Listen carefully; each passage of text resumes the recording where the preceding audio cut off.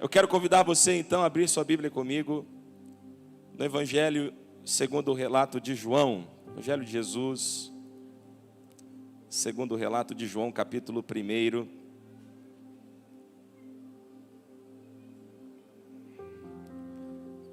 versículo de número 38.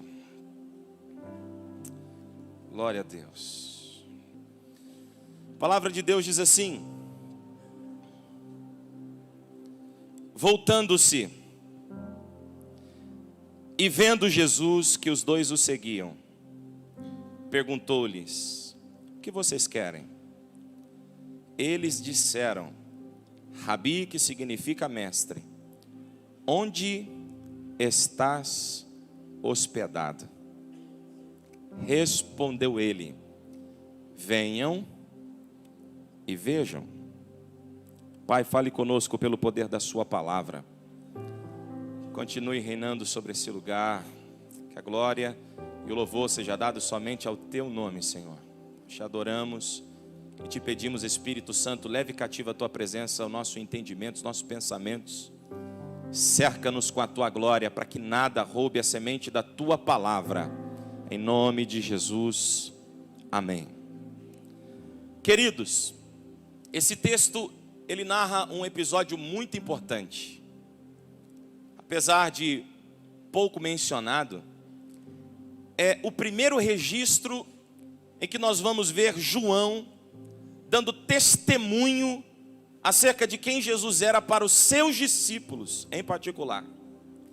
Se você ler os versículos anteriores, você vai encontrar João falando a esses dois discípulos que ele tinha certeza que Jesus era o Filho de Deus, porque aquele que o enviou a batizar havia dito a ele que quando o Filho de Deus viesse ao seu encontro, ele o reconheceria por uma evidência: o Espírito viria sobre ele e sobre ele permaneceria.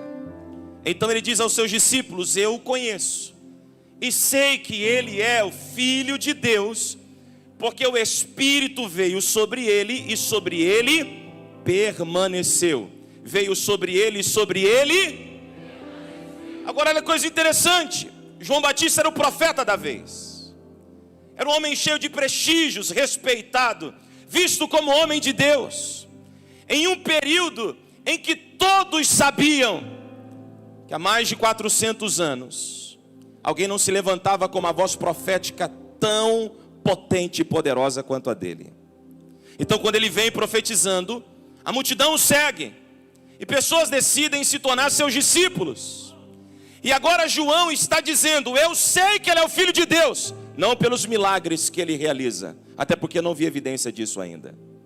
Eu sei que ele é o Filho de Deus, não porque ele tem aberto portas, não porque ele tem feito sinais e maravilhas. Eu sei que ele é o Filho de Deus, não porque o Espírito veio, mas porque o Espírito veio e permaneceu sobre ele. Muitas vezes nós erramos e falhamos em atribuir às pessoas o título de serem filhas de Deus, sem termos a verdadeira e real evidência disso. Sabe quem que é o Filho de Deus? O Filho de Deus é aquele que tem a presença do Espírito, não só como uma visita, mas que recebe e sobre ele essa presença permanece. Olha para alguém que está do seu lado, por favor, se você puder me ajudar a pregar, e diga para essa pessoa: o Espírito não quer visitar, ele veio para permanecer. Sabe quando é que nós temos a evidência de que estamos caminhando do lado de alguém que é filho de Deus? Não é pelos sinais e prodígios que realiza, mas é pela presença que carrega. Quando o Espírito vem e permanece, nisso nós testificamos. É filho de Deus, é filha de Deus. Agora, por que é tão importante o Espírito vir e permanecer? Porque Deus não começa nenhuma obra sem antes enviar o seu Espírito. Gênesis capítulo 1, está escrito no versículo 1: e Deus criou céus e a terra. Olha a ordem dos fatos: céus e terra. Só que o texto não diz que os céus precisou ser criado em etapas. O texto diz que ele criou os céus, mas a terra não. Porque ele vai nos ensinar um princípio importante. a terra está sem forma e vazia. E antes de Deus começar a dar forma e preencher o que está vazio, Ele envia o seu. Está fraco, Ele envia o seu. Então preste atenção, porque se existem áreas na sua vida que estão deformadas e vazias, tem uma coisa que é um sinal de que Deus vai começar a dar forma e preencher. Pergunte o que é. Pergunte o que é. Qual é o sinal de que Deus vai dar forma ao que não tem forma e preencher o que está vazio? É quando Ele envia o seu Espírito. O Espírito se antecipa a milagres, a sinais, a prodígios e a maravilhas. Você pode ter entrado aqui essa noite querendo ver milagres, querendo ver sinais, querendo ver prodígios e maravilhas. Mas sabe o que é que você precisa buscar para ver tudo isso acontecer? Você precisa buscar pela presença do doce, meigo, poderoso, grandioso Espírito de Deus. Depois que Ele envia o Espírito, e o Espírito se move sobre esta terra, então vem o versículo 3. E disse Deus: nós sabemos que o que vai dar forma e o que vai preencher é a palavra. Mas a palavra só vai ter poder depois que o Espírito se move.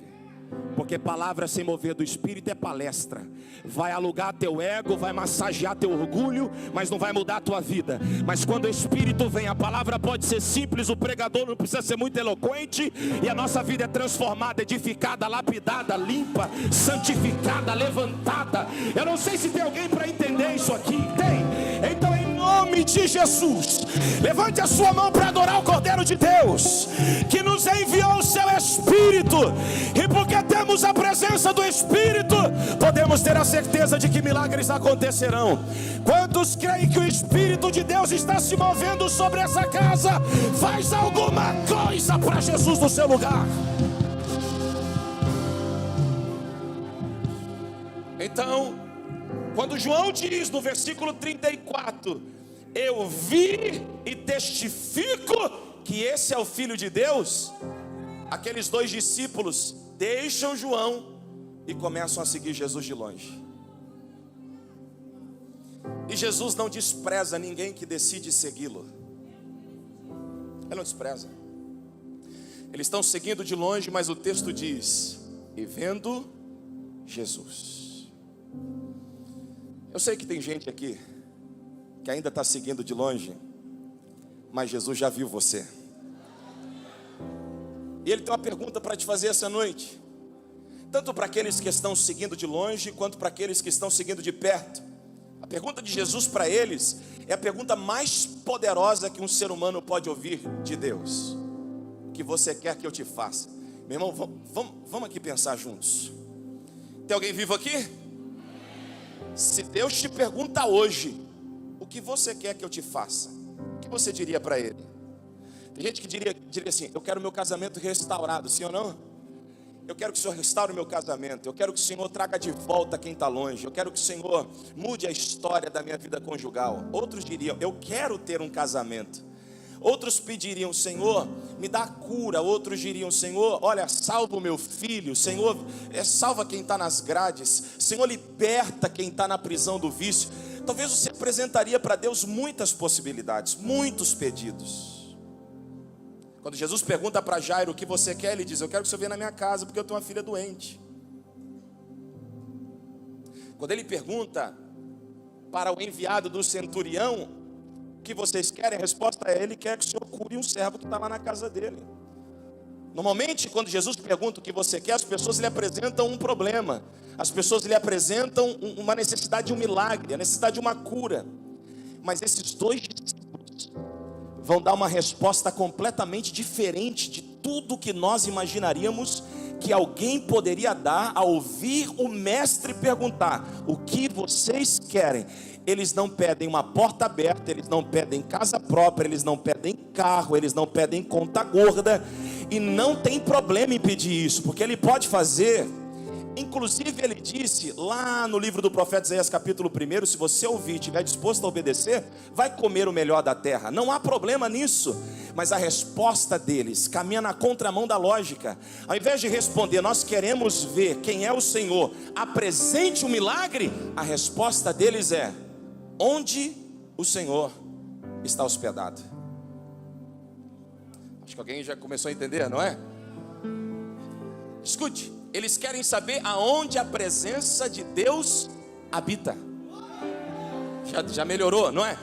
Então eles ouvem João Batista dizendo: ele é o Filho de Deus e o Espírito de Deus está sobre ele. A pergunta de Jesus para eles é: o que vocês querem? E a resposta é: a gente quer saber onde é que o Senhor se hospeda, para nós nos hospedarmos contigo. Em outras palavras, o que eles estão dizendo é: eu quero estar aonde a sua presença está. Se Jesus perguntasse para você hoje o que é que você quer, será que você teria coragem de dar a mesma resposta? Você está em uma noite de Pentecostes, e no dia de Pentecoste a única busca deles era por essa mesma presença. Deixa eu entender se alguém veio para a noite de Pentecoste mesmo. Isso é uma noite de Pentecoste, não é? Então o seu desejo, a sua busca, a sua súplica, a sua ânsia deve ser pela presença dele. Se ele te pergunta onde, o que você quer que eu faça, a sua resposta deve ser: eu quero estar onde a tua presença está, eu quero habitar onde a tua presença habita, eu quero me mover onde a tua presença se move, eu quero ver, provar, experimentar da tua presença, onde a tua presença está. Essa é a resposta. Essa é a resposta. Agora, preste atenção numa coisa. Por que é tão interessante? Eu entendi porque o dia que o senhor foi pregar lá, o senhor pediu para a banda acompanhar. Porque a banda aqui é outro nível na pregação, né? Eles vêm pregando junto com a gente, né? Rapaz, muito bom. Presta atenção. Por que é tão importante estar aonde a presença dele está? Porque umas coisas simples você já ouviu. Funciona assim: buscai primeiro o reino dos céus e a sua justiça, e as demais coisas vos serão acrescentadas. Se você soubesse que a fonte daquilo que você precisa não é a bênção do abençoador, mas é a presença de quem abençoa, você não estaria mendigando milagres, você estaria buscando estar aonde a presença dele está. Quando ele está na casa tem salvação, quando ele está na casa tem cura, quando ele está na casa ele ressuscita mortos, quando ele está na casa ele levanta quem está caído, ele fortalece quem está enfraquecido. Já tem alguém levantando a mão para adorar, não é verdade? Porque quando ele está presente, eu me permito habitar aonde a presença dele habita, a minha vida é transformada, a minha história é transformada, e a história de quem está perto de mim também o é. Então eu preciso desejar estar aonde a sua presença está. Eu vim mexer com você essa noite e dizer para você que se esqueceu que a fonte do seu milagre era o joelho dobrado lá da cama, que se esqueceu, se apegou ao saudosismo. Porque nos anos 90, o Deus dos anos 90 não mudou. É porque nos anos 90 você jejuava, subia monte, você consagrava, você chorava nos cultos, você se derramava no chão. E hoje você finge que amadureceu para não assumir a responsabilidade que está frio, quase morrendo. Eu vim mexer com você e dizer para você que está na hora de você voltar a dar a resposta certa para a pergunta mais poderosa. Em vez de responder eu quero uma necessidade suprida, começar a dar a resposta: eu quero estar onde a tua presença está. Me diga qual é o endereço, me diga qual é o horário, me diga onde eu preciso estar. Eu só quero estar. Você se lembra? Você levantava às 4 da manhã para trabalhar, mas até meia-noite, 1, 2 horas da manhã estava na igreja orando. Não reclamava. Eu quero viver o chamado, eu quero viver o propósito. Aí recebeu a oportunidade, esqueceu do que te levou até lá. Agora busca a presença de Deus como fonte de poder. Se vai cantar, ora. Se vai pregar, ora. Mas se não canta e não prega, não tem oração. Se vai ter oportunidade, abre a semana de jejum. Mas se não tem, não tem semana de jejum. Porque está buscando a presença de Deus como fonte de poder. E Ele quer que você o busque como fonte de relacionamento. Onde a tua presença está? Onde o Senhor está hospedado? Sabe qual foi a resposta de Jesus? A resposta de Jesus para eles foi: venham e vejam. Ele não despreza você. Ele não rejeita você. Ele só quer saber qual é o seu verdadeiro interesse. Porque tem uma multidão querendo ouvir a mesma pergunta para dizer: eu quero uma mudança financeira, eu quero uma virada de chave para as minhas questões pessoais. Quando recebe, abandonam, viram as costas. Mas hoje é noite de Pentecostes, de gente madura que saiu de casa para vir buscar renovo, avivamento, o poder de Deus. Se Ele te perguntar o que é que você quer, qual será a sua resposta? Por favor, já caminhando para o final, por que eu tenho que desejar tanto estar onde a presença dEle está? Por quê? Porque em primeiro lugar, o Espírito Santo é o maior presente de Jesus a nós. A salvação é muito maior do que um presente. Salvação é dádiva. Mas o Espírito Santo, Ele disse assim para os seus discípulos: é bom que eu vá ao Pai, é bom que eu deixe vocês, porque quando isso acontecer, eu vou rogar ao Pai para que Ele envie o outro, o Consolador, e Ele estará com vocês todos os dias. Convencerá o homem do pecado, da justiça e do juízo. Sem o Espírito Santo não há conversão. Quer ver? Se o Espírito Santo já não estivesse movendo sobre a sua vida, nem nesse culto você estaria hoje. Você está achando que você veio aqui a convite de alguém? Deixa eu só refrescar a tua memória. Você já recebeu um monte de convite e nunca atendeu? O Espírito Santo está se movendo sobre você. Mas Ele não quer só se mover. Porque Adão recebia a visita de Deus ao entardecer e se contentou com ela. Caiu, se afastou. Mas há um homem na Bíblia com uma biografia desse tamanhozinho assim, ó. Se eu pudesse escolher uma biografia para me deixar para os meus filhos, seria desse mesmo homem, Enoque. Não se contentou com a visita. O texto diz assim: e Enoque andou com Deus. Eu só quero saber onde ele se hospeda, me agarrar a ele, não deixá-lo ir.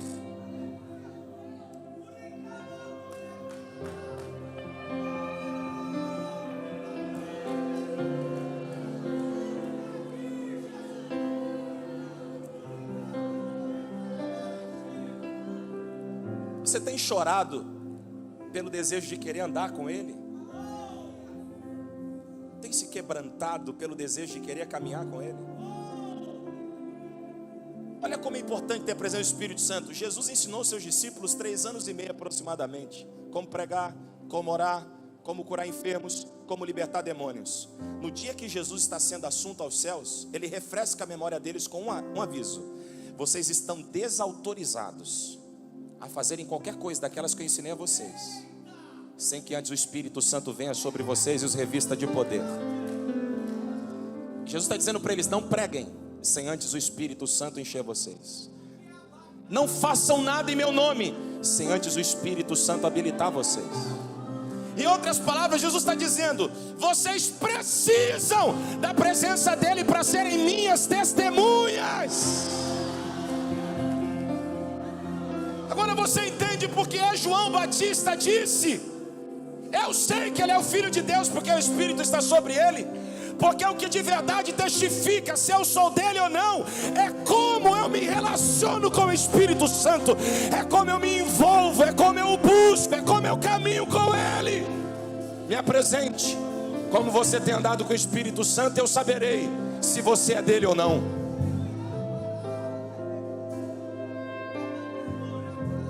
Não faça façam nada sem que antes o Espírito venha sobre vocês. É por isso que os apóstolos, quando começavam a pregar, sabe o que eles faziam? Logo no comecinho, o pastor Leandro, o senhor lembra disso? Antes de qualquer coisa, eles perguntavam: você conhece o Espírito Santo? Quando as pessoas respondiam, igual Paulo em Éfeso: vocês conhecem? Não, a gente não conhece, então vem aqui. E impondo as mãos sobre eles e declarando: sejam cheios do Espírito Santo. Eles eram cheios do Espírito Santo e começavam a profetizar uns para os outros. Sabe por quê? Porque em Atos 2, o texto diz que quando o Espírito Santo encheu a igreja no dia de Pentecoste, que era o desejo deles, eles começaram a falar em outras línguas conforme o Espírito Santo os capacitava. E a palavra capacitação ali significa poder para produzir. É por isso que quando eles terminam de falar, Pedro sobe à tribuna e 3.000 almas se convertem. Porque pessoas cheias do Espírito Santo produzem com as suas palavras. Pessoas cheias do Espírito Santo não maldizem. Pessoas cheias do Espírito Santo não fofocam. Pessoas cheias do Espírito Santo não agridem verbalmente. Pessoas cheias do Espírito Santo produzem com as suas palavras. É por isso que um crente cheio do Espírito Santo, ele declara e as coisas acontecem. Ele fala e as coisas se tornam uma realidade. Deixa eu perguntar para alguém que veio na noite de Pentecoste e tem declarado milagre, vai viver milagre. Tem declarado porta aberta, vai se abrir. Tem declarado livramento, vai acontecer. Você tem declarado, e o Espírito de Deus dá poder às nossas palavras. Por isso o apóstolo Paulo diz: apeguemo-nos com firmeza à esperança que professamos, declaramos, verbalizamos. Por quê? Porque fiel é aquele que fez a promessa. Há alguns homens na Bíblia que foram cheios do Espírito Santo, dentre eles José. Você sabia quando José chegou no palácio, o ímpio faraó, quando vai falar alguma coisa dele perante todos, para justificar o fato de tê-lo eleito governador, sabe qual vai ser o discurso do faraó? Não tem ninguém aqui no nosso país como esse homem. Por que não? Porque esse homem aqui é cheio do Espírito de Deus. O ímpio está olhando para o José e está dizendo: sabe por que ele vai governar a gente? Não é porque ele é bom, não é por causa da habilidade dele, não é por causa da capacidade dele, é porque eu olho para ele, eu não vejo só ele, eu vejo o que está enchendo a vida dele. Ninguém aqui é tão cheio do Espírito de Deus como ele. O ímpio está olhando para José, está reconhecendo que ele é filho de Deus por aquilo que o habita. Sabe o que é maravilhoso? Bezalel recebe uma função maravilhosa: edificar o lugar onde a presença de Deus viria visitar. E o texto diz: o primeiro homem que recebe do próprio Deus o título de cheio do Espírito, recebeu do Espírito destreza, sabedoria e plena capacidade artística. Porque o Espírito não nos enche só para pular, é maravilhoso. Não nos enche só para ter o arrepio, é sensacional. Mas ele também dá destreza, dá habilidade, dá plena capacidade. O Espírito Santo nos posiciona na sociedade, nos dá autoridade para cumprir o propósito. O Espírito de Deus é tudo que a igreja precisa para concluir a missão. É tudo.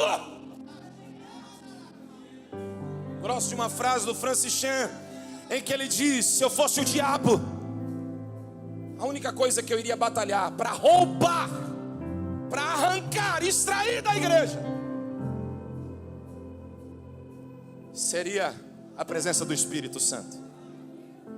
Porque a igreja sem o Espírito, ela perde o temor. A igreja sem o Espírito perde o quebrantamento.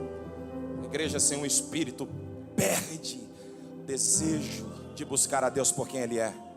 Sem o Espírito Santo perde a vigilância, perde a sensibilidade, perde a visão. Mas essa noite, na penúltima, Deus te trouxe aqui para dizer para você: que tal voltar a buscar pela presença do Espírito Santo? Foi a última vez que você orou simplesmente por esse objetivo? Eu quero ser cheio do Espírito. Davi, depois que peca, ele poderia apresentar para Deus um monte de coisa que ele não queria perder. Mas sabe o que ele disse para Deus? Não retires de mim o teu Espírito. Porque Davi entendia que o que tirou ele do pasto e colocou ele no palácio, não foi o erro de Saul, foi ter decidido enquanto garoto estar aonde a presença de Deus estava. Ele era tão apaixonado pela presença de Deus que no Salmo 84 ele diz: um dia, na porta dos teus atos, o Senhor, não preciso nem entrar porque eu não me vejo mais capaz, mas na porta é melhor do que 1000 anos em qualquer outro lugar. Pessoas cheias do Espírito Santo não trocam reunião de oração por diversão. Pessoas cheias do Espírito Santo não trocam cultos de avivamento por noites de prazeres. Pessoas cheias do Espírito Santo não abrem mão de uma palavra por causa de uma série do Netflix. Pessoas cheias do Espírito Santo sabem valorizar a presença de Deus. É por isso que para elas é mais interessante estar aonde a presença de Deus está do que em qualquer outro lugar. É por isso que você saiu da sua casa numa noite de quinta-feira, pegou um trânsito danado. Tem gente que eu já descobri que para chegar aqui leva 1h30, 2 horas. É porque no teu coração queima uma chama pela necessidade de ter a presença. Olha alguém se levantando lá no fundo, pela presença do Espírito Santo. E eu vim dizer para você: o Espírito Santo adora estar aonde a sua presença é desejada.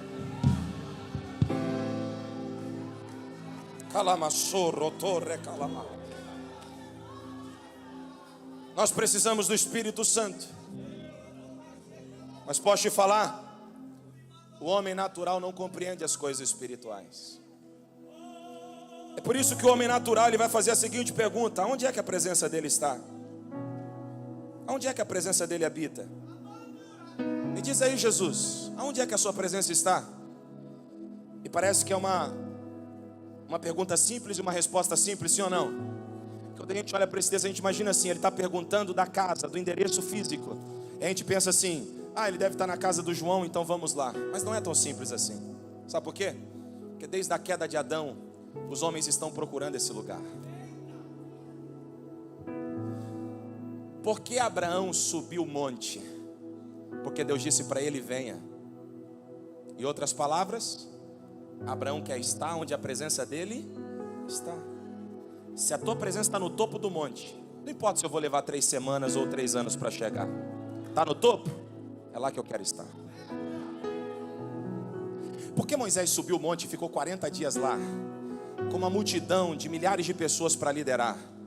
Porque a presença de Deus estava lá. Entende? Eles subiam o monte, se desgastavam, passavam dias sem comer, sem dormir, só para estar aonde a presença dele estava. É maravilhoso pensar que para eles a presença de Deus era tudo. Por isso se tornaram quem se tornaram. Porque Moisés decidiu passar 40 dias no monte com o Senhor, teve o privilégio de escrever a história da criação. Você imagina Deus, pastor Bruno, contando no pé do ouvido de Moisés? Escreve aí, Moisés: eu criei os céus e a terra era sem forma e vazia. Não deixe isso escapar não, Moisés. O meu espírito se movia sobre a face do abismo. Então eu disse, do jeito que eu estou falando com você: haja luz, e houve luz. E eu vi que a luz era boa. Separei a luz das trevas, chamei luz de dia e trevas de noite. Você imagina isso? Por quê? Porque decidiu estar onde a presença estava. Deus, no meio de uma visão, Gênesis 15, fala com Abraão: Abraão, eu sou o teu Senhor, serei teu escudo, não tenha medo. Aí Abraão diz: mas Senhor, eu não tenho filho. O Senhor está dizendo que vai me dar recompensa, mas eu não tenho filho, vou ter que deixar minha herança para o meu servo. Aí Deus diz: Abraão, sai da tenda, porque para eu continuar te explicando o que eu preciso explicar, você precisa sair da onde você está e vir para onde eu estou. Eu não caibo na tua tenda, então sai para fora.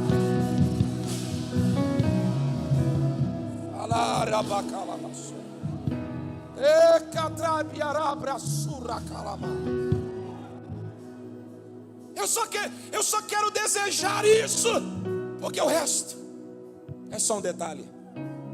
Se eu estar onde a presença dele está, o resto é só um detalhe. Agora a pergunta: onde é que a sua presença habita? Porque essa foi a crise de Salomão. Depois que ele conclui a obra do Pai, ele faz uma oração, segundo Crônicas 6:18, e diz: mas agora, Senhor, eu estou com um problemão. O templo é suntuoso, tem tudo que meu pai pediu, só tem um detalhe: esse templo foi construído para que a tua presença habite aí. Mas eu acabei de perceber uma coisa: nem os céus do céu suportam o tamanho da tua glória. O Senhor não vai habitar em templo construído por mãos humanas. Essa crise continuou. Atos 7, 48, 50 está escrito: mas o Altíssimo não habita em templos feitos por mãos de homens, como diz o profeta: o céu é o meu trono e a terra é o estrado dos meus pés. Que casa vocês podem me edificar, diz o Senhor? Ou qual é o lugar do meu repouso? Porventura não fez a minha mão todas essas coisas? Ou seja, Deus está perguntando: onde eu posso habitar? Vocês têm noção do meu tamanho? 1 Coríntios 3,16. Vem a resposta: aonde o Senhor está? Aonde o Senhor habita? Irmão, se você não adorar Ele agora, eu acho que eu não entreguei o recado que eu precisava entregar. Porque na verdade agora eu não preciso falar nada. Isso aqui eu não prego, o texto prega sozinho. Você pode projetar para mim esse texto, por favor? 1 Coríntios 3,16. Está escrito assim: vocês não sabem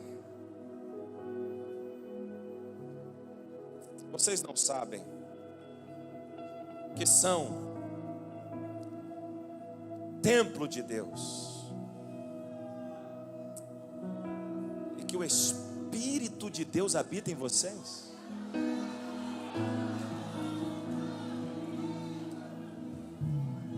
Se eu perguntasse para Deus, é claro que eles perguntaram para Jesus, e eu estou me referindo ao Espírito, porque vocês aqui creem na Trindade, sim ou não? Deus Pai, Deus Filho, Deus Espírito, okay? Então estou me referindo à mesma pessoa, ok? Amém, amém?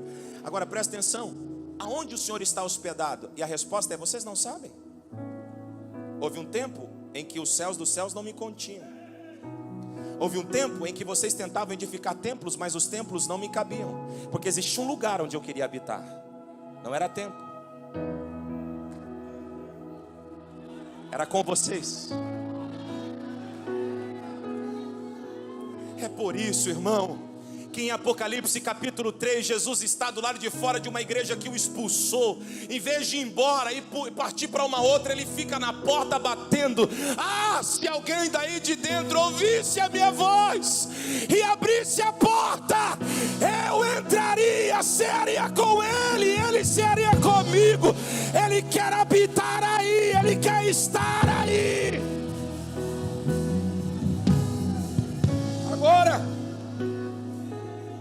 Agora, pergunta onde Deus habita, pergunta onde o Espírito habita, pergunta. Quer saber? Olha para o lado.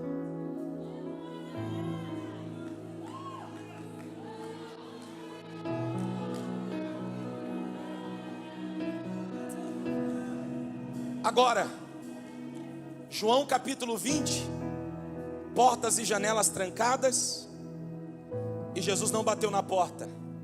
Ele aparece no meio da mesa e diz: paz seja convosco. E faz isso aqui, ó, e diz: sejam cheios do meu Espírito, porque o Espírito dá coragem para quem tem medo.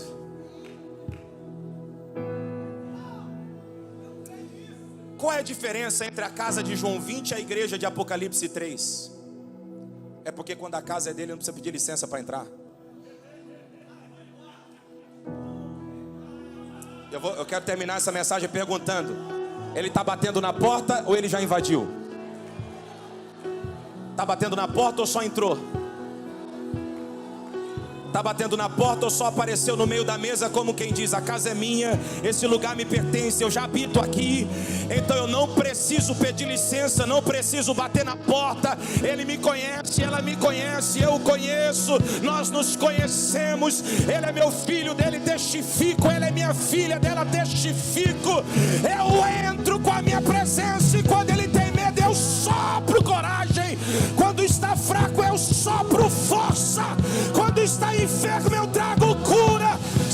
alguém está recebendo essa palavra hoje aqui? Eu acho que já tem casa que ele está entrando sem bater na porta. Olha ali ele entrando sem bater na porta. Vai esperar ele bater ou vai chamar a presença dele de uma vez?